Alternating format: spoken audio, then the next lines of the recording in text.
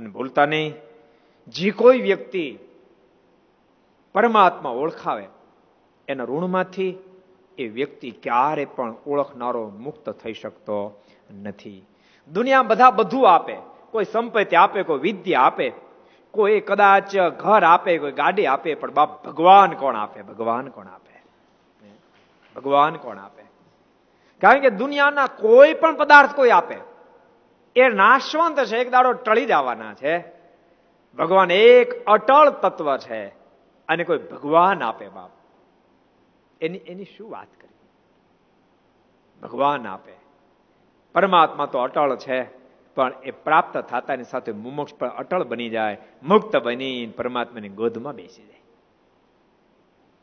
પણ ભૂલતા નહીં, મારાના સમકાલીન સમયથી ભક્તો જેણે જેણે પણ ભગવાન, અરે સ્વામિનારાયણ સંપ્રદાય હોય તો ભલે, એ કોઈ પણ મહાપુરુષ હોય, જેણે જેણે ભગવાનને બીજાને આપવાનો પ્રયાસ કર્યો છે એને બહુ સહન કરવું પડ્યું છે. તુલસીદાસજી જેવા મહાપુરુષને પણ 7 ફેરી રામાયણને ફાડી નાખવામાં આવી છે, તેમ છતાં અટક્યા નહીં. ત્યારે 7મી ફેરી રામાયણ લખી શક્યા અને હજારો લોકોને પરમાત્માને આપી શક્યા.